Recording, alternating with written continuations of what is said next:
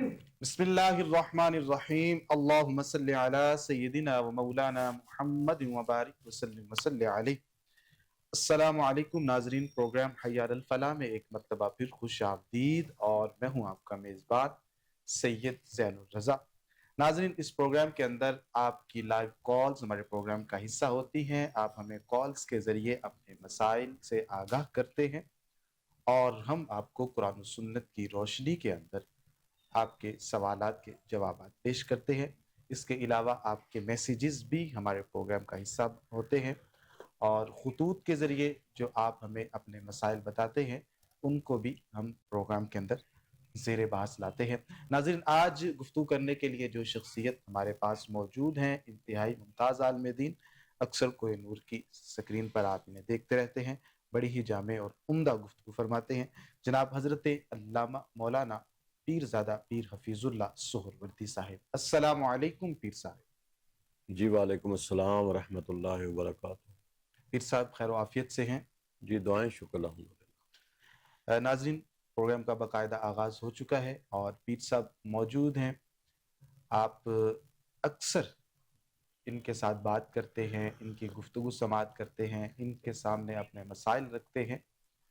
तो आज भी इंशाअल्लाह अज़ीज़ आप कॉल कर सकते हैं। आपकी कॉल्स हमारे प्रोग्राम का हिस्सा होंगी और जो भी आप हमसे सवालात पूछेंगे हम आपको हमेशा की तरह रहनुमाई करते हुए दिखाई देंगे।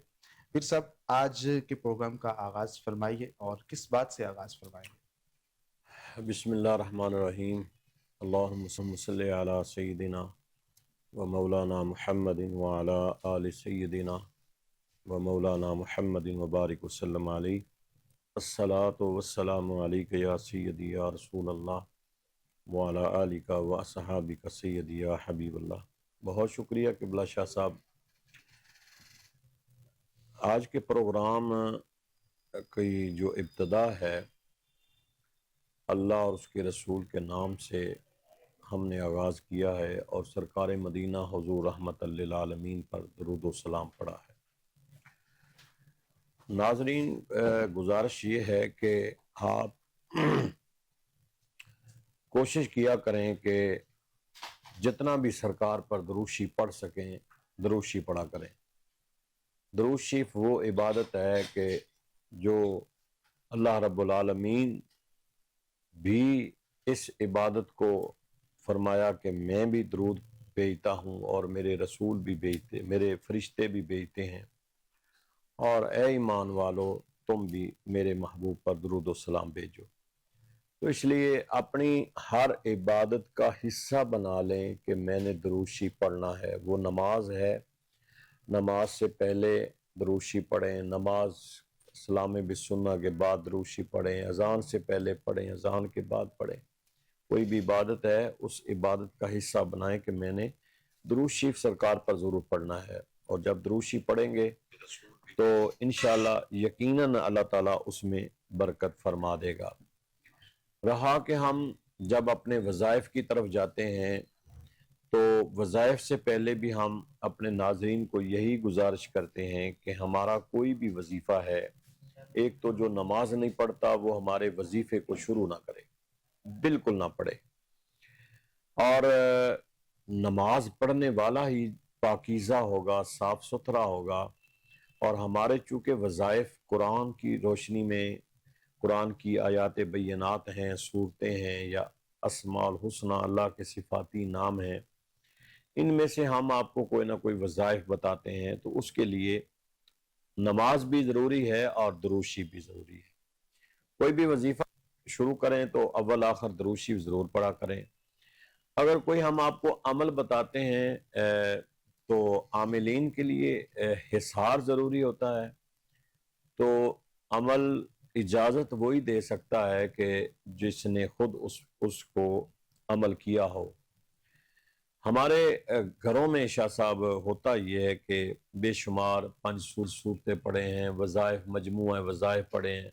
हमारी ख़वातीन वो देख देख के पढ़ती रहती हैं और डिस्टर्ब हो जाती हैं। इसी तरह आजकल फेसबुक पे हर एक ने अपने अपने वज़ाइफ ऐड किए हुए हैं, पता नहीं वो खुद भी पढ़ता है या नहीं पढ़ता। बिल्कुल ऐसे ही। और एक तो होता है ना कि मैं इस वजीफे का आमिल हूँ, وہ تو بڑی دور کی بات ہے، لیکن شاید اسے وظیفے کا پتہ بھی نہ ہو، لیکن اپنی تشہیر اور مشہوری کے لیے فیس بک پہ وظائف دیے ہوتے ہیں کہ یہ پڑھیں یہ پڑھیں یہ پڑھیں، ان سے بھی تھوڑا سا اوائڈ کرنا چاہیے۔ مجموعہ وظائف جو ہیں ان میں اگر کچھ وظائف آپ پڑھنا چاہتے ہیں، اس کا طریقہ کار یہ ہے، آپ کسی بھی اہل علم کے پاس جائیں اور اس سے جا کے اجازت لیں، یا کسی پیر صاحب کی صحبت میں جا کے بیٹھیں، ان سے جا کے اجازت لیں کہ یہ میں وظیفہ پڑھنا چاہتا ہوں، یا کسی عالم دین کے پاس جائیں اور ان سے جا کے پوچھیں کہ میں یہ وظیفہ کرنا چاہتا ہوں، اگر وہ اجازت دیں، انہیں اجازت ہے اور وہ اجازت دیں تو پھر ضرور پڑھیں، ادروائز ہماری خواتین ان چیزوں سے پرہیز کریں۔ قرآن جتنا پڑھ سکتے ہیں وہ پڑھیں، اور جیسا ہم اکثر کہتے رہتے ہیں کہ سورۃ البقرہ روزانہ اگر پڑھ سکتے ہیں تو گھر میں پڑھیں، میرا خیال ہے کہ تویز کسی چیز کی ضرورت ہی نہیں رہتی، کیونکہ سرکار مدینہ حضور رحمت اللہ للعالمین نے فرمایا جس گھر میں سورۃ بقرہ پڑھی جائے اس گھر کو اللہ تعالیٰ اپنے حصار میں لیتا ہے اور اس گھر کی حفاظت ہوتی ہے، کوئی کسی قسم کا جادو ٹونا عملیات شیطانی وسوسے شیاطین جنات اس گھر میں داخل نہیں ہوتے ہیں، اتنا وہ گھر محفوظ ہوتا ہے جس گھر میں سورۃ البقرہ پڑھی ہے۔ اور یہ میں حدیث کی روشنی میں آپ کو بتا رہا ہوں، میں اپنی طرف سے نہیں بتا رہا، حدیث کی روشنی میں بتا رہا ہوں، سورۃ البقرہ پڑھا کریں۔ اسی طرح سورہ یاسین کے بارے میں اکثر ہم بتاتے رہے کہ صبح کی نماز کے بعد اپنا معمول بنائیں کہ میں نے سورہ یاسین پڑھنی ہے۔ اسی طرح سورۃ رحمان کے بارے میں ہم بتاتے رہتے ہیں، قرآن کا حسن ہے، حسن سورۃ رحمان جو ہے اس کو پڑھا کریں محبت کے ساتھ۔ تو قرآن جتنا پڑھ سکتے ہیں وہ آپ پڑھیں، درود شریف جتنا پڑھ سکتے ہیں وہ پڑھیں، اور ہمارے وظائف کرنے کے لیے آپ نماز کو ہر حال میں پڑھیں، تو پھر ہمارا وظیفہ شروع کریں۔ یہی آج کا ہمارا ایک پیغام بھی ہے اور یہ ہماری ابتدا بھی ہے۔ ماشاء اللہ، بڑی ہی خوبصورت گفتگو آپ نے فرمائی۔ ناظرین، آپ کو پیر صاحب نے شروع کے اندر ہی وہ ساری چیزیں بتا دی کہ جو آپ کے لیے انتہائی اہم ہیں۔ ابھی ہم آپ کے جو مسائل ہیں ان کو ڈسکس کریں گے۔ آپ کے ٹی وی کی سکرین پر ہمارا نمبر چل رہا ہے، آپ وہاں سے نمبر نوٹ کر کے ہمیں کال کر سکتے ہیں، آپ کی کال ہمارے پروگرام کا حصہ ہوگی۔ تو انشاءاللہ العزیز کال بھی ساتھ ساتھ زیر باس لاتے رہیں گے، اور جو میسیجز کے ذریعے ہمارے پاس پیغامات موجود ہیں ان کو بھی ہم شامل کرتے ہیں۔ ہمارے ساتھ دوسرے اسکالر جناب حضرت علامہ مولانا عبدالستار شافی صاحب موجود ہیں، ان سے اس حوالے سے پوچھتے ہیں۔ علامہ صاحب، تانیہ ذوالفقار صاحبہ ہے، ان کا تعلق لاہور سے ہے۔ ان کا یہ کہنا ہے کہ گھر کے اندر اور باہر لڑائی جھگڑا جاری و ساری رہتا ہے۔ کہتے ہیں کہ کرایہ دار ہیں، ان کے ساتھ بھی ہماری کوئی نہ کوئی کسی بات پر رنجش ہو جاتی ہے، یا گھریلو معاملات کے اندر یا کاروبار میں بھی، دکان پہ بھی کسی نہ کسی کے ساتھ جھگڑا ہو جاتا ہے۔ تو وہ اس حوالے سے پوچھ رہی ہیں کہ کیا ایسا پڑھا جائے کہ جو گھر والے ان کے ہیں وہ لوگوں کے ساتھ اچھے طریقے سے پیش آئیں، لڑائی جھگڑا کم ہو، آپس کے اندر محبت پیار رہے۔ بسم اللہ الرحمن الرحیم۔ اس والے سے گزارش یہ ہے کہ مسلمان ہونے کی حیثیت پہ ہم سب اس بات کے پابند ہیں کہ قرآن و سنت کے جو احکامات ہیں ان کو ہم اپنے اوپر وارد کریں۔ یہ جو جھگڑا ہے یہ بھی ایک منفی پہلو ہے۔ بعض لوگوں کا مزاج ایسا ہوتا ہے کہ وہ بات بات پر جھگڑے کی کوشش کر رہے ہوتے ہیں۔ قرآن مجید میں اللہ قدوس نے نبی پاک علیہ السلام کا جو بیان فرمایا، وَإِنَّكَ لَعَلَىٰ خُلُقٍ عَظِيمٍ، اللہ پاک نے فرمایا اے محبوب علیہ السلام آپ خلق عظیم کے اعلیٰ منصب پر فائز ہیں۔ بے شک۔ اور ایک دوسرے مقام پر فرمایا کہ نبی علیہ السلام کے جو اسوہ احسن ہے وہ امت کے لیے بہترین نمونہ ہے۔ اب ہر مسلمان مرد ہو یا عورت، اس کو یہ احساس ہونا چاہیے کہ میرے لیے جو اسوہ احسن ہے یا اسوہ حسنہ ہے وہ نبی کریم علیہ السلام کی سنت ہے، آپ کی ادائیں ہیں۔ میں ایک شعر پڑھا کرتا ہوں، ہے دل کی دنیا برائے جانا، نماز کیا ہے ادائے جانا۔ تو مرد ہو یا عورت، مسلمان ہونے کا مطلب یہ ہے کہ ہم اللہ قدوس کے قرآن اور نبی علیہ السلام کے فرمان کے پابند ہیں۔ اور غصہ کرنا یہ ایک کہہ لے کہ کبھی عمل ہے، ایک نفس امارہ کی شرارت ہے جس سے بہت سارے بگاڑ پیدا ہوتے ہیں، اور صرف کاروباری معاملات نہیں، گھریلو ناچاکیاں ہی نہیں، اس سے بعض اوقات خاندان کے خاندان تباہ ہو رہے ہیں۔ اللہ، آپ کے پاس مسائل آ رہے ہیں، ہمارے پاس آ رہے ہیں۔ ایک صاحب جناب باپ نے 20 لاکھ روپے لگا کے شاندار شادی کی، 1 مہینہ گزرا ہے، بچے نے طلاق دے دی ہے۔ کیا ہو جی، میں غصے میں کہہ دیا وہ اتنا بھی غصہ کیا ہوا کہ انسان اپنی شریعت کی حدود سے تجاوز کر جائے. بہرحال جیسے کہ پیر صاحب فرما رہے تھے کہ نماز پنجگانہ جو ہے یہ ہر مسلمان کو پڑھنی ہی پڑھنی ہے، جس کی کسی صورت میں معافی نہیں ہے. اور پھر قرآن کی تلاوت پہ آپ بات کر رہے تھے، یہ قرآن مجید کی تلاوت حضرت مجدد الفسانی رحمہ اللہ فرماتے ہیں کہ سب اذکار میں سے جو اعلیٰ ذکر ہے وہ قرآن مجید کی تلاوت ہے. ماشاءاللہ. تو میں اپنی بہن سے گزارش کروں گا کہ سب سے پہلے نماز کی پابندی، اور نماز کی پابندی کے بعد تلاوت قرآن پہ استقامت ہر مسلمان کے لیے لازم ہے، جس سے اس کی باطن کی اصلاح ہوتی ہے، تزکیہ نفس ہوتا ہے، تزکیہ قلب ہوتا ہے، یا یوں کہیے کہ اس کی جو بشری صفات ہیں وہ مفقود ہوتی ہیں، اور اس کے اندر جو نورانی اور ملکی صفات ہیں وہ نمایاں ہوتی ہیں. اور عبادت کا مقصد بھی یہی ہے کہ انسان اپنے نفس کا تزکیہ کرے، اپنے قلب کا تصفیہ کرے، اس کے ساتھ حسن اخلاق پیدا ہوتا ہے. جیسے جیسے بندہ اللہ کے حضور سر سجود ہوتا ہے، اس کو یہ احساس ہوتا ہے کہ میں ایک عاجز انسان ہوں، میں ایک ادنا انسان ہوں، میری تو بات ہی کچھ نہیں. اگر کوئی ذات کبریائی کے لائق ہے تو وہ اللہ قدوس کی ذات ہے. اور عبادت کا مقصد ہی انتہائی یعنی تذلیل ہے یا انتہائی عجز و انکساری ہے. تو غصے کا مطلب یہ ہے کہ ہم نے قرآن کو سمجھا نہیں، ہم نے سنت کو سمجھا نہیں ہے. اور ایک اور مشہور حدیث پاک کا مفہوم عرض کرتا ہوں. آقا علیہ السلام فرماتے ہیں جو کسی مسلمان کو اذیت دیتا ہے وہ یہ سمجھے کہ مجھ محمد عربی علیہ السلام کو اذیت دیتا ہے، اور جو مجھ کو اذیت دیتا ہے وہ اللہ کو اذیت دیتا ہے. اب یہ ایک حدیث پاک کتنی اہم ہے، اگر ہم اس کو سامنے رکھیں تو میرا خیال ایک لمحے کے لیے ہمارا غصہ ختم ہو جائے گا. اور روحانی طور پر یہ ہے کہ مسنون طریقہ ہم باوضو رہیں. وضو ایک ایسا عمل ہے جو انسان کے غصے پہ قابو پاتا ہے.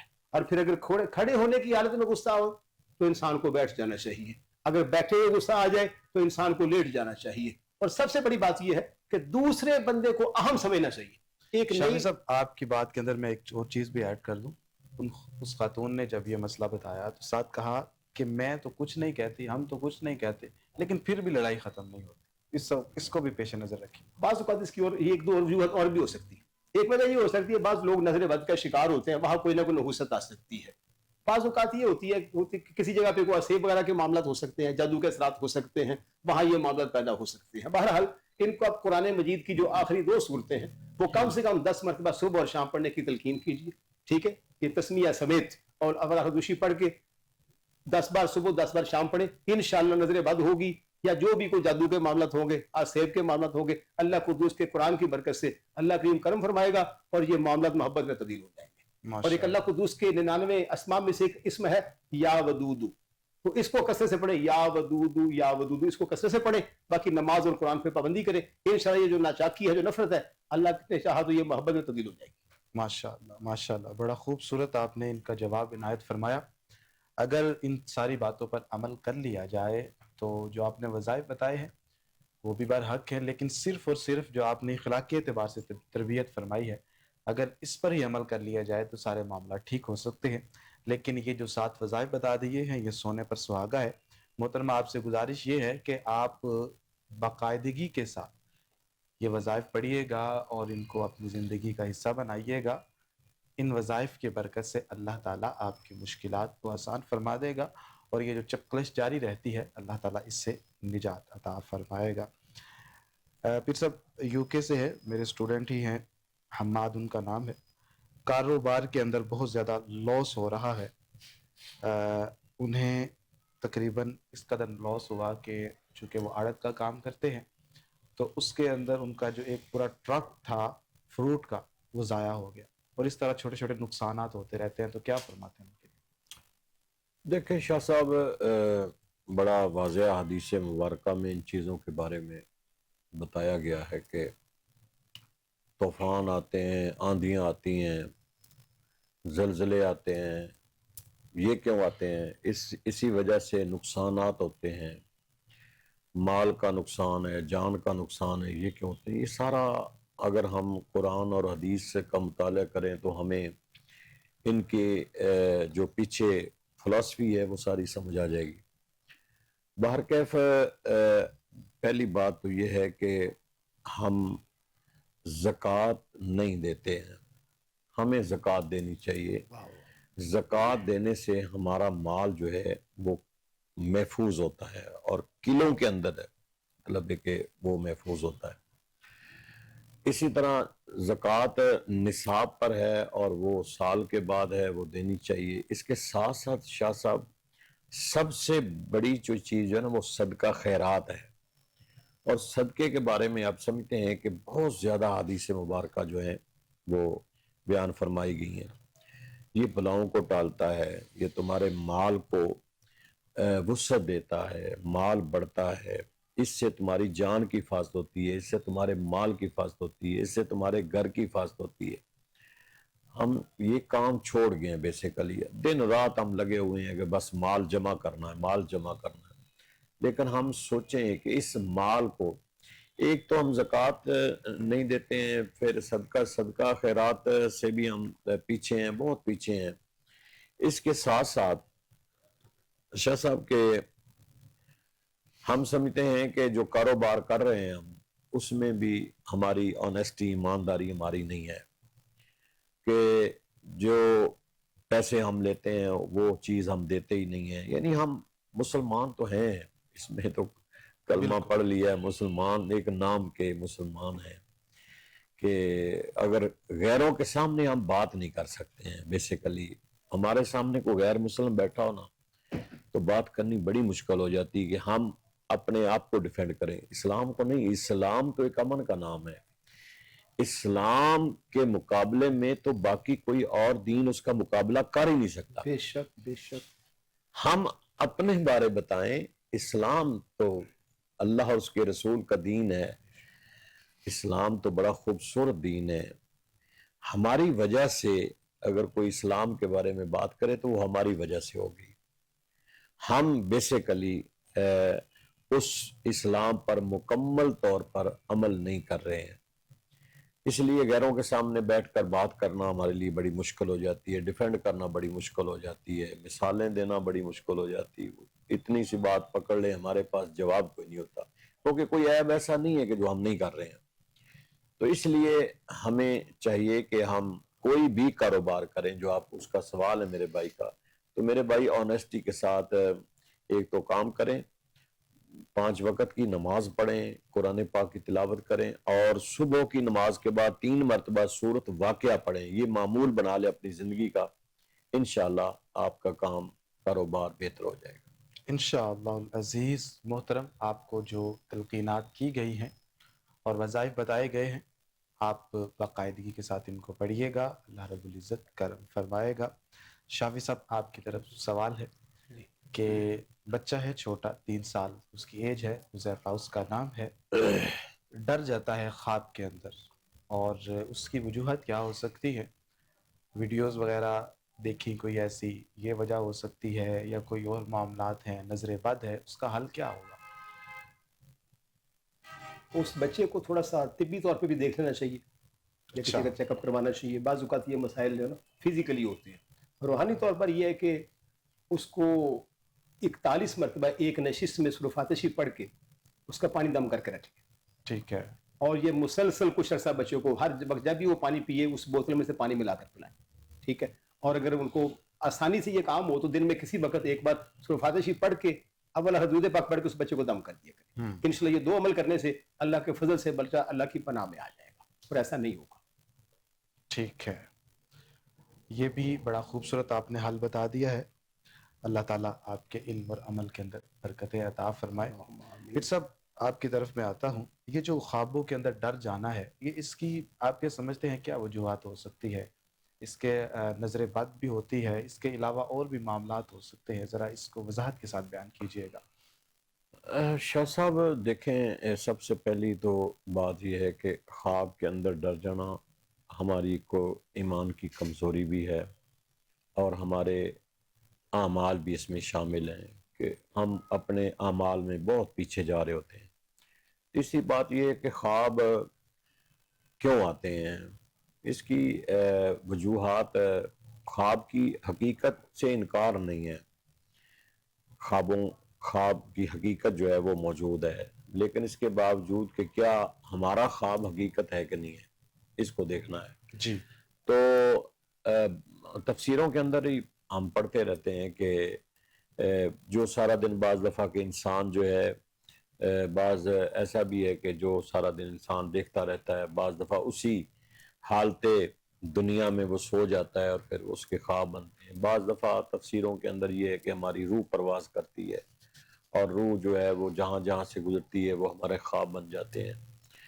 تو اس طرح یہ ہے کہ ہمیں ان خوابوں سے بچنے کے لیے، اور زیادہ خواب جو آتے ہیں نا، وہ جو ہم صبح کی نماز نہیں نہ پڑھتے، ہم سوئے رہتے ہیں، اس کے بعد خواب آتے ہیں. رات کو بہت کم خواب آتے ہیں. اور ہمارے حکیم حضرات تو ایسے معدے کی جو بالکل پرابلم ہے اس وجہ سے بھی کہتے ہیں کہ خواب آتے ہیں.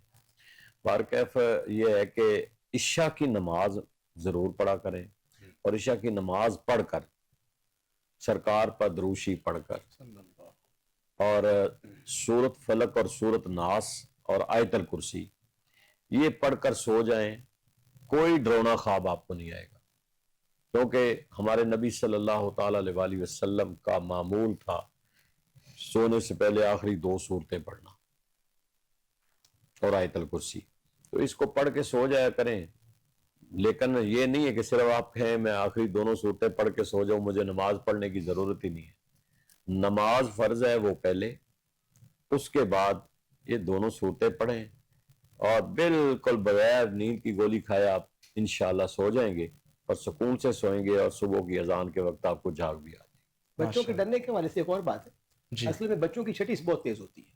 اچھا اکثر گھروں میں مائیں یا باپ یا دیگر عزیز بچوں کو خود تھریٹ بہت کرتے ہیں، ان کو ڈرایا بہت جاتا ہے. مثلا فلاں چیز کا اس کو ڈراوا دیا جا رہا ہے، مطلب بیٹے یہ اگر تم باہر گئے تو شیر آ جائے گا. ہاں یعنی بالکل اس کو بچے کو نا اس کے اندر خوف پیدا کرنا. یعنی ہم اس کی اخلاقی تربیت نہیں کرتے، اس کی اسلامی تربیت نہیں کرتے، اس کو اللہ قدوس کے واجب الوجود ہونے کا یقین نہیں دلاتے جو کہ بنیاد تھی. ہم کیا کرتے ہیں، ہم اس کو ڈراتے ہیں، یعنی کوشش کرتے ہیں بچہ ڈر جائے، سہم جائے. تو بعض اوقات یہ جو ڈرایا جاتا ہے والدین کی طرف سے یا دیگر گھر کے افراد کی طرف سے اس کو ڈرایا جاتا ہے، اس حالت میں بھی یہ دیکھا گیا کہ جن بچوں کو ہم تھریٹ کرتے ہیں، ڈراتے ہیں، وہ تبکتے ہیں، خواب میں ڈر جاتے ہیں، کیونکہ وہ ایک ڈر اور خوف کے عالم میں سو رہا ہوتا ہے. اور بہت ساری مائیں بچوں کو جب سلاتی ہیں، جیسے حضرت فرما رہے تھے قرآن پڑھا جائے، یہ معمول نہیں ہوتے، بلکہ وہ ان کو خوف دلا کے سلاتی ہیں. مثلا کوئی ایسی یہ جانور آ جائے گا، فلاں چیز آ جائے گی، سانپ آ جائے گا، تو جو بچہ اس خوف میں سوئے گا لازمی بات ہے وہ رات کو پھر ڈرے گا، کیونکہ اس کے سونے سے پہلے آپ نے اس کو ایک انوائرمنٹ ایسی دی ہے جس نے آپ کو بہت زیادہ خوف پیدا کر دیا. بالکل تو اس چیز سے بھی احتیاط کی جائے، کیونکہ بچوں کی نفسیات بہت تیز ہوتی ہے. وہ آپ دیکھ رہے ہیں کسی بچے کو گھوریں تو وہ آپ کے قریب نہیں آئے گا. اگر آپ کسی بچہ لگے آپ نے کچھ بھی لکھا، صرف آپ کی آنکھوں کی جو تھوڑی سی یعنی گھور کے دیکھنا تھا، ماتھے کے تیور سے بچہ سمجھ گیا کہ مجھے کچھ کہنا چاہ رہا ہے. اگر آپ نے کہا کچھ بھی نہیں ہے، اگر آپ اس کو پیار سے کچھ چیز پیش کریں وہ آپ کے پاس آ جائے گا. تو بچوں کی قواب بہت تیز ہوتی ہیں، بڑی ان کے حواس بڑے قوی ہوتے ہیں. تو والدین کو یہ بھی چاہیے کہ بچوں کو ڈرائیں نہ، بلکہ بچوں کو اسلام کے بارے سے بتائیں کہ پیرنٹس کا مقام کیا ہے، والدین کی شان کیا ہے، اور انہوں نے مسلمان ہونے کی حیثیت سے زندگی کیسے گزارنی. اس میں انشاءاللہ یہ سائیکالوجیکلی اگر کور کر لیا جائے، انوائرمنٹ اچھی کر دی جائے، تو بچہ ڈرنے سے محفوظ رہ سکتا ہے. اور طبی طور پر جیسے کہتے ہیں میدا کھانا جو ہے نا وہ اصولاً ہمیں کھانے سونے سے کم 2 یا 3 گھنٹے پہلے کھانا چاہیے. اگر ہم بڑے ہوں یا چھوٹے ہوں کھانا کھا کے فوری سو جائیں گے تو اس کے بعد کئی مسائل ہمیں پیدا ہو سکتے ہیں. تو یہ بھی ایسے لوگوں کے لیے ہدایت ہے، بلکہ سب کے لیے، کہ رات کا کھانا سونے سے اپروکسیمیٹلی 2 گھنٹے پہلے کھا لینا چاہیے، تاکہ آپ سوتے ہوئے بآسانی سو سکیں. اس سے صبح آپ کو جاگ بھی جلدی آئے گی اور رات بھر آپ کی طبیعت میں ہلکا پن محسوس ہوگا. ٹھیک ہے ماشاءاللہ. پھر صاحب سعدیہ فاطمہ ہے، ان کا تعلق ہے راول پنڈی سے. کہتی ہیں کہ ان کی بیٹی میڈیکل میں جانا چاہتی ہیں، ایک دفعہ امتحان دیے ہیں تو وہ کامیاب نہیں ہو سکے، لیکن ان کی خواہش ہے کہ وہ دوبارہ امتحان دیں اور کامیاب ہو سکیں. تو اس کے لیے کوئی وظیفہ کوئی طریقہ کار بتا دیں. دیکھیں اس کے لیے ہم اکثر سورت علم نشرہ بتاتے ہیں کہ بیٹی کو کہیں کہ آپ کثرت سے سورت علم نشرہ پڑھا کریں. اس سے یہ ہوتا ہے کہ بچی کا حافظہ جو ہے وہ تیز ہو جائے گا اور جو چیز یاد کرے گی وہ اس کے ذہن میں محفوظ رہے گی. تو سورت علم نشرہ کو بچی روزانہ پڑھے جتنا پڑھ سکتی ہیں، اور جب وہ ایم کیٹ کی طرف جائے تو اس وقت بھی اپنے ایگزامینیشن ہال میں پیپر سے پہلے اس کو 7 مرتبہ ضرور پڑھے، نہیں تو 3 مرتبہ سورت علم نشرہ پڑھ کر اپنے اوپر دم کرے، اور انشاءاللہ پیپر بہتر ہو جائے گا. ماشاءاللہ. محترمہ یہ جو آپ کو وظیفہ بتایا گیا ہے آپ اس پر عمل کیجئے گا، انشاءاللہ اللہ رب العزت کرم فرمائے گا. یہ جو آپ کی خواہش ہے، آپ کی بیٹی کی خواہش ہے، یہ پوری ہوگی، بشرطے کہ جو شروع میں ہم نے ہدایات بتائی تھی، نماز کی پابندی، درود پاک کو کثرت کے ساتھ پڑھنا، اور اس کے ساتھ ساتھ حقوق العباد کا بھی بہت زیادہ خیال رکھا جائے. شافی صاحب رمشا صاحبہ ہیں، رشتے کے حوالے سے پریشان ہیں، انہیں کیا بتائیں گے؟ جی ہاں، ایک تو یہ درود شریف ایک تسبیح ہر نماز کے بعد پڑھ لیں اور کم سے کم دن میں 10 مرتبہ سورہ والضحیٰ کی تلاوت کریں. ٹھیک ہے، انشاءاللہ اللہ کے فضل سے کوئی نہ کوئی سبب پیدا ہوگا اور اللہ کے فضل سے اچھا رشتہ ان کے لیے آ جائے گا. جب تک ان کا کام نہ ہو اسے پابندی کے ساتھ پڑھتے رہیں، ٹھیک ہے. انشاءاللہ بہتری آئے گی. یہ بھی ہوتا ہے نا، اکثر لوگ مطلب 20 دن پڑھا، 30 دن پڑھا، پھر دیکھا کوئی اثر نظر نہیں آ رہا تو وہ چھوڑ دیتے ہیں، وہ کہتے ہیں وظیفہ کام نہیں کر رہا. تقریباً کتنی مدت ہو؟ اصل میں جب آپ اللہ کو یاد کرتے ہیں نا تو گویا کہ آپ اللہ کی مدد مانگ رہے ہوتے ہیں، ٹھیک ہے، اللہ کی رحمتوں کے آپ طالب بن جاتے ہیں. تو جب آپ اللہ کو یاد کریں، اللہ کا ذکر کریں، تو ہو نہیں سکتا کہ اللہ کریم آپ کے لیے کوئی غیر مناسب سبب پیدا فرمائے. وہ اللہ کریم آپ کے لیے پھر بہتر سبب پیدا فرمائے گا. یہ ہمارے ایمان کا تقاضا بھی ہے اور ہمارا یقین بھی ہے. تو اس میں دیر سے دیر میں پریشان نہیں ہونا چاہیے، کیونکہ ہر کام کا ایک وقت مقرر ہوتا ہے. بس یہ ہے کہ فی زمانہ آپ اللہ کا ذکر کریں اور اللہ کے حضور دعا کریں کہ اللہ کریم کو ایسا سبب پیدا کرے کہ جو شادی ہے، رشتہ ہے، آپ کے لیے ساری زندگی شادہ و فرحہ ہونے کا سبب بن جائے، آپ کی راحت کا باعث بن جائے. بہت سے لوگ اس کام میں جلد بازی کرتے ہیں، بغیر تحقیق کے سٹیپ لیتے ہیں، بعد میں پریشانیوں کا سامنا کو کرنا پڑتا ہے. تو اس میں اللہ پر کامل بھروسہ کریں اور دیندار لوگوں کو اہمیت دی جائے. جو حدیث کا مفہوم ہے، میرے آقا سے فرماتے ہیں کہ 4 قسم کے لوگوں سے شادی کی جاتی ہے. ایک ان کا حسب نسب دیکھا جاتا ہے، ایک ان کا حسن و جمال دیکھا جاتا ہے، ایک ان کا مال و زر دیکھا جاتا ہے، ایک ان کا دین دیکھا جاتا ہے. اور سب سے بہتر وہ ہے جو دیندار ہے. آج معاشرے میں لوگ دینداروں کو اگنور کرتے ہیں اور مالداروں کو ایکسپٹ کرتے ہیں. ٹھیک ہے، اگرچہ ہر بندے کا اپنا مقام ہے، ہم کسی کی نفی نہیں کرتے، لیکن جس چیز کی طرف نبی علیہ السلام نے اشارہ فرمایا ہے اس کو ہمیں بھی اہم سمجھنا چاہیے، کیونکہ دین سے بڑی دولت کوئی نہیں. کہ اگر دیندار خاتون یا مرد مل جاتا ہے تو کم سے کم وہ آپ کو راحت عطا کرے گا، پرسکون زندگی عطا کرے گا، رزق حلال کما کر لائے گا، آپ کے والدین کی عزت کرے گا، آپ کے بہن بھائیوں کی عزت کرے گا، گالی گلوچ نہیں کرے گا، غصہ نہیں کرے گا، دن میں بار بار آپ کو طلاقیں نہیں دے گا. ٹھیک ہے، اس کے اندر لازمی بات جو نیک ہوگا، صالح ہوگا، اس کو اللہ کا خوف ہوگا، اور وہ آپ کے ساتھ جو معاملات ہے شب و روز کے وہ شرعی معاملات رکھے گا. تو آپ اندازہ لگائیں کہ ایک دیندار بیوی یا دیندار شوہر ہونے سے انسان کی زندگی کتنی پرامن ہو جاتی ہے، کتنی پرسکون ہو جاتی ہے. تو یہ آج کل دیکھا جا رہا ہے معاشرے میں، لوگ ذرا کوئی صاحب داڑھی شریف رکھ لیں تو لوگ ہچکچاہٹ محسوس کرتے ہیں. میں نے اپنے یعنی خود سنا، ایک ہمارے محلے کی خاتون تھی جن کو کہا گیا جی فلاں بیٹی با پردہ ہے تو آپ کے بیٹے کے لیے، نہ جی میں تو با پردہ سے شادی کرنے نہیں. یعنی مجھے حیرت ہوئی کہ ایسے بھی بعض لوگ ہیں جو با پردہ بیٹیوں کو یا داڑھی شریف جو کہ عقل سنت مبارکہ ہے، جو ہر نبی کے چہرہ پاک پہ یعنی سنت ہی ایسا ایک عظیم عمل ہے، ایسی اللہ کی محبوب سنت ہے. ٹھیک ہے جی، تو لوگ ان چیزوں کو اگنور کرتے ہیں. میں اپنی ان بہنوں کو، بیٹیوں کو یہ گزارش کروں گا کہ اپنے اندر یہ یقین کامل پیدا کریں کہ جو خاتون ہے یا مرد ہے اس دیندار کو آپ پریفر کریں اور پھر اللہ کی رحمتوں کا نزول دیکھیں. کیونکہ آپ نے جس کو پسند کیا ہے، آپ کی اپنی پسند نہیں ہے، بلکہ اس پہ نبی علیہ السلام نے اپنے فرمان سے مہر ثبت فرمائی ہوئی ہے. اس میں آقا علیہ السلام کی خوشنودی ہے کہ اس کو اہم دو، تاکہ معاشرے میں جب ہم اچھے لوگوں کو سلیکٹ کریں گے تو ہر بندہ اچھا ہونے کی کوشش کرے گا. اس وقت ہر بندہ کہتا، ہم سنتے ہیں سوشل میڈیا میں وہ بار بار جناب وہ خاتون کہہ رہی ہوتی ہے جی بڑی عمر کا رشتہ ہو کوئی بات نہیں، بندہ مالدار ہونا چاہیے، بندہ گاڑی والا. اللہ کی بندی، وہ مالدار کیا کرے گا؟ تمہاری عمر 20 سال ہے، اس کی عمر 50 سال ہے، تم شادی کہہ رہے ہو؟ دیکھنے والا تمہارا باپ اور دادا لگ رہا ہے، یہ شادی تھوڑی. اگرچہ شریعت میں عمروں کی قید نہیں ہے، لیکن ہر کام کے لیے اللہ نے ہمیں شعور دیا کہ لباس کیسا ہو، جوتا کیسا ہو، رہن سہن کیسا ہو. تو کم سے کم میں ان بہنوں کو جو سوشل میڈیا پہ اس طرح کی باتیں کرتی ہیں ان کی خدمت میں گزارش کروں گا کہ خدا را ایسا نہ کرے اور اپنی عزت نفس کو مجروح نہ کرے اور اپنے آپ کو سرے بازار نیلام نہ کرے. جو ایک مسلمان بیٹی کی روئے زمین پہ ہم دیکھ رہے ہیں کہ گلف ہو، سعودیہ ہو، آج کل بڑے بڑے لوگ ان چیزوں کو اگنور کر رہے ہیں. تو میں عرض کرتا ہوں کہ اگنور نہ کیا جائے، امت کی بنات کو، امت کی بیٹیوں کو شرم و حیا کا پیک کر رکھا جائے. اکثر ہم نے علماء کو سنا، صوفیہ کو سنا، وہ دعا کرتے یا اللہ ہماری بیٹیوں کو، بہنوں کو، ماؤں کو جناب سیدہ کائنات سلام اللہ علیہا کے جو طہارت اور تقویٰ کی خیرات ہے نا وہ عطا فرما. تو بیٹیوں کو باپردہ رہنا چاہیے اور شریعت مطہرہ کی پابندی کرنی چاہیے. یقین کریں اللہ ارحم الراحمین ہے. آپ نے خود بھی دیکھا، لوگوں کو بھی دیکھا کہ اللہ کریم ایسے اسباب پیدا کرتا ہے، ایسی جگہ سے سبب پیدا کرتا ہے کہ انسان کی عقل دنگ رہ جاتی ہے. بالکل، اللہ پہ بھروسہ رکھیں، دیندار لوگوں کو پریفر کریں اور دیکھیں پہ اس کی برکات کیا. بالکل.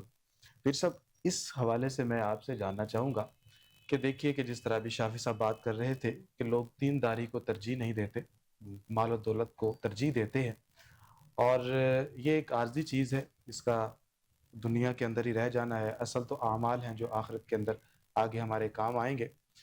اور اگر جس مال و دولت کی وجہ سے شادی کی گئی ہے یا شادی کر رہے ہیں، تو وہ اگر نہ رہے، کچھ عرصے بعد وہ غائب ہو جائے، تو پھر کیا حالات ہوں گے؟ اس حوالے سے بھی رہنمائی فرمائیے گا۔ دوسرا یہ ہے کہ دینداری میں جس طرح داڑھی شریف ہے اور پردہ کرنا ہے، تو ہم نے یہ بھی دیکھا ہے کہ ٹرینڈ چینج ہوتا ہے۔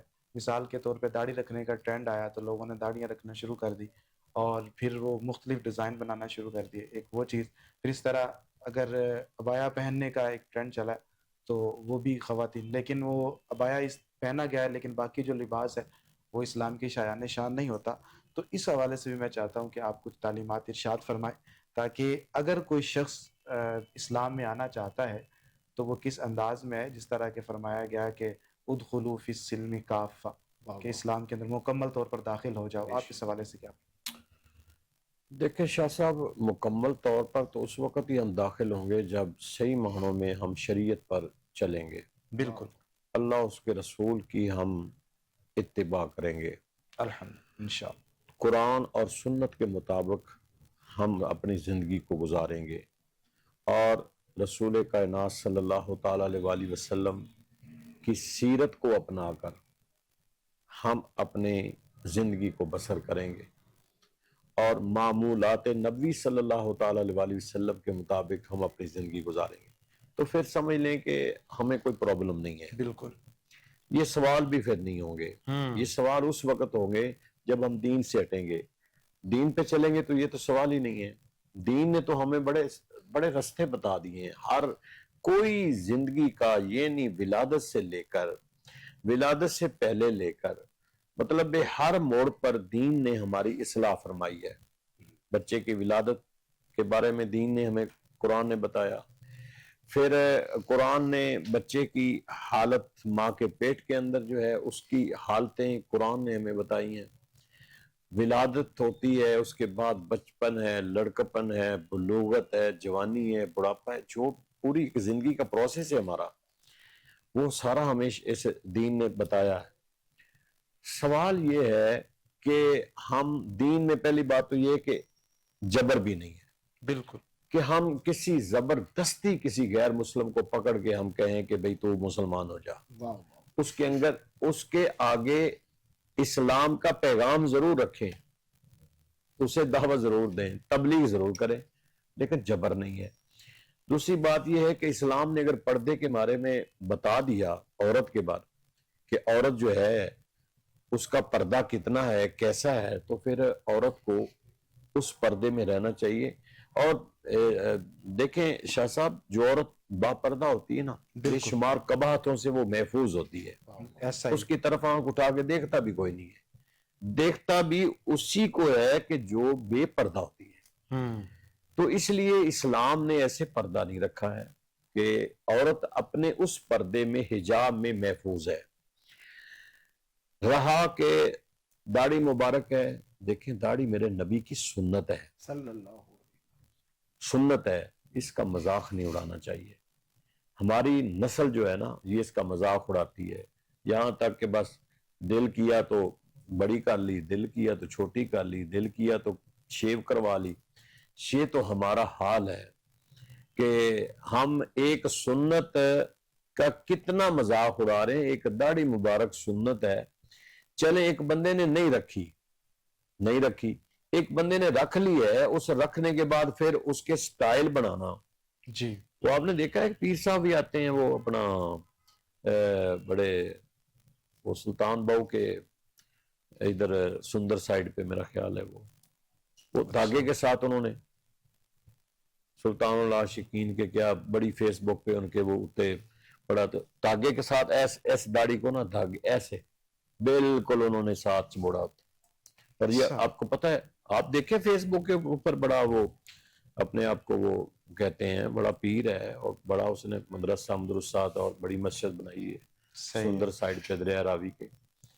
میں ملا ہوں ان سے، اور اللہ معاف کرے، مطلب ہے کہ اتنا بڑا مذاق کہ اس کو باندھا ہوا ہے، یہ بھی ایک مذاق ہے، یہ بھی ایک مذاق ہے سنت کا۔ بالکل، اور یا تو رکھیں نا، پھر اس کو چھپائیں نا، کیوں چھپا رہے ہیں داڑھی کو؟ پھر سب اگر انہوں نے یہ مدارس بنائے ہوئے ہیں اور سلسلہ ان کا یہ ہے کہ داڑھی شریف کا ایک جس طرح آپ فرما رہے ہیں کہ داڑھی شریف کا مذاق اور پھر اس کو دھاگے کے ساتھ باندھا گیا، تو پھر وہاں پر تعلیمات کیا دی جاتی ہوں گی؟ یہ بھی ایک سوال ہے۔ تعلیمات کیا دی جاتی ہے؟ آپ سمجھ لیں کہ وہاں سے تعلیمات کیا ہوں گی، کیا تعلیمات ہوں گی؟ اللہ اکبر۔ دیکھیے اس کو یہاں پر تعلیمات تو نہیں کہہ سکتے ہیں نا، یہ تعلیمات تو نہیں ہے، یہ ایک وہاں سے ایک دین کا مذاق اڑایا جا رہا ہے۔ اور دیکھیں ہمارے بعض کیا کریں، ہمارے ہی کابرین میں سے لوگوں کے نام کے داڑھی اتنی داڑھی کر لی، مطلب داڑھی کا سسٹم نظام بھی ہم نے بالکل تباہ کر دیا ہے۔ کسی نے مطلب بڑی کر لی، کسی نے چھوٹی کر لی، کسی نے بالکل چھوٹی کر لی، اور ایک بہت بڑا اگر ایک اپنا داعی اسلام اور مبلغ اور بڑا پڑھا لکھا آدمی اور پھر وہ بھی اس کا مذاق اڑائے تو پھر اللہ ہی حافظ ہے، ہم کیا کہہ سکتے ہیں۔ آگے سے پھر ان کے جو شاگرد ہوتے ہیں وہ ڈیپینڈ کرتے ہیں، بالکل جو مطلب ایک لیڈر کرے گا وہی آگے اس کے سٹوڈنٹ کریں گے، جو استاد کرے گا وہی کرے گا، جو پیر کرے گا اس کا مرید بھی وہی کرے گا۔ آپ کسی پیر کے مرید کو آپ یہ نہیں کہہ سکتے کہ آپ یہ کیوں کر رہے ہیں، وہ کہے گا میرا پیر کر رہا ہے۔ کسی طالب علم کو آپ یہ کہیں گے تو وہ کہے گا میرا استاد کر رہا ہے، کسی دوسرے بندے کو کہیں گے وہ کہے گا میرا لیڈر کر رہا ہے۔ تو آپ ان کی اصلاح کیسے کریں گے؟ اصلاح تو وہ ہے کہ جس کے وہ پیروکار ہیں وہ ان کی اصلاح کرے۔ تو اس لیے ہم ایک داڑھی رکھتے نہیں ہیں، دوسرا داڑھی کا مذاق اڑاتے ہیں کہ ہم داڑھی رکھ کر بھی کبھی اس کا کوئی سٹائل، کبھی کوئی سٹائل، کبھی چھوٹی کر لی کبھی بڑی کر لی، پھر ہم دلائل دیتے ہیں، دلیلیں دیتے ہیں۔ ہم چھوٹی کرنے والے بھی دلیلیں دیتے ہیں، بڑی کرنے والے بھی دلیلیں دیتے ہیں، وہ پھر دلیلوں میں چلے جاتے ہیں۔ تو اس لیے اللہ معاف کرے ہم سب کو۔ دین کو اپنی خواہشات کے تابع کر لیا گیا ہے، جی حالانکہ چاہیے یہ تھا کہ خواہشات دین کے تابع ہوتی، لیکن معاملہ یہاں پر تو تباہی بھی تو شاہ صاحب ہماری ایسے ہی ہوئی ہے نا کہ ہم ہر مسئلے پہ ہم کوئی نہ کوئی اپنی ذات کا جب مسئلہ آتا تو ہم اس کا کوئی سلوشن نکال لیتے ہیں، بالکل ہم دلیلیں دینا شروع کر۔ جب اپنی ذات کا مسئلہ ہو نا ہم بڑی دلیلیں دیتے ہیں، اور دوسرے کی ذات کا مسئلہ ہو تو پھر ہم کہتے ہیں کہ یار یو آر رانگ، تم غلط ہو بھائی، یہ تمہارے اندر ہے، یہ تمہارے اندر ہے۔ تو اس لیے ہم ہر بندہ یہ سمجھ رہا ہے کہ دین بڑے بڑے سکولر دیکھ لیں، ہر سکولر کی اپنی گفتگو ہے، تو ہم سمجھتے ہیں کہ دین کو اپنے تابع کر لیں۔ اللہ معاف کرے، دین ہمارے تابع تو نہیں، ہم تو شریعت اور دین کے تابع ہیں۔ اور اس وقت تک یہ نظام ٹھیک رہا جب تک لوگوں نے اپنے آپ کو دین کے تابع سمجھا، بے شک جو قرآن اور سنت نے کہا اس پر عمل کرتے رہے، مسلمانوں نے ترقی کی ہے بالکل اور عروج پہ رہے ہیں۔ آج وہی خطے جو مسلمانوں کا اقتدار ہوتا تھا آج وہ مسلمانوں کے پاس نہیں ہے۔ یہ اسپین دیکھ لیں، 800 سال مسلمانوں کا اقتدار رہا، کہاں گیا اسپین، کدھر گیا؟ اصل میں عرض کروں، معاشرے میں نا ایک خرابی کا سبب یہ ہے کہ جو شیخ وصال کرتے ہیں نا ان کا بیٹا پیر بن جاتا ہے۔ بالکل ٹھیک، سلطان باہو رحمہ اللہ نے کہا علم و باجو کرے فقیری کافر مرے دیوانہ ہو، ان کی تعلیم یہ ہے، ٹھیک ہے۔ اور فتاوی رضیہ شریف میں یہ موجود ہے کہ 4 صفات اگر کسی بندے کے اندر پائی جائیں تو اس کو شیخ کہا جائے گا، اس کو راہبر کہا جائے گا، اس کو مرشد کہا جائے گا۔ اگر ان 4 صفات میں سے کوئی ایک صفت بھی اس کے اندر مفقود ہے تو وہ شیخ کہلانے کا حقدار نہیں۔ سب سے پہلے آپ نے کہ صحیح العقیدہ سنی ہو، پہلی بات ہے کہ اس کا عقیدہ ٹھیک ہونا چاہیے۔ دوسری بات یہ ہے کہ اس کے پاس اتنا علم ہو کہ قرآن و سنت سے وہ مسائل اخذ کر کے اپنے مریدین کی تربیت کر سکے۔ تیسری بات یہ فرمائی کہ فاسق مولن نہ ہو، کوئی اس کے اندر ایسا فسق نہ پایا جائے اعلانیہ طور پر۔ چوتھی بات فرمائی کہ وہ مشائخ سے باقاعدہ اجازت یافتہ ہو۔ ان 4 چیزوں میں سے اگر کوئی ایک چیز کی کمی پائی جاتی ہے تو ایسے بندے کے ہاتھ پہ بیعت کی جانے والی بالکل بیعت نہیں ہے۔ اس کے لیے ہم کسی کا نام نہیں لیتے، ایک معیار بزرگوں نے مقرر کر دی، اس معیار کو ہمیں فالو کرنا چاہیے۔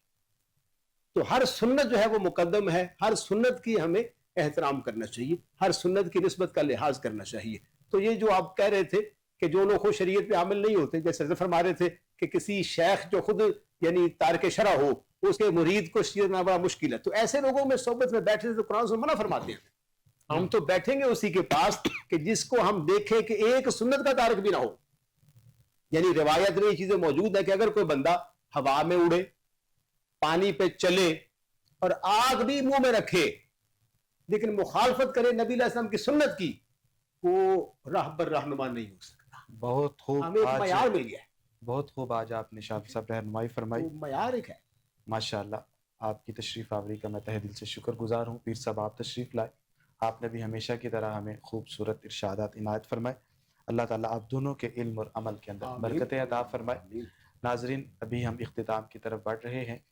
انشاءاللہ دعا ہوگی اور دعا کے اندر آپ بھی شامل ہو جائیے گا اور اپنی مرادیں دل کے اندر رکھیے گا. انشاءاللہ اللہ تعالیٰ اس دعا کی برکت سے آپ کی مرادوں کو پورا فرمائے گا. اسی کے ساتھ اپنے میزبان سید زین الرضا کو اجازت دیجیے. اللہ حافظ.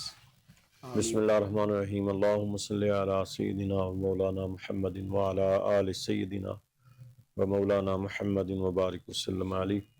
اللہم ربنا تقبل منا انک انت السمیع العلیم وتب علینا انک انت التواب الرحیم. آمین پروردگار عالم ہماری دعاؤں کو اپنی بارگاہ میں قبول فرما. آمین جو ہم کہتے ہیں اس پر ہم سب کو عمل کی توفیق عطا فرما. آمین پروردگار عالم حضور کی سچی اور پکی غلامی نصیب فرما. آمین اس دین کو صحیح معنوں میں سمجھنے کی، عمل کرنے کی توفیق عطا فرما.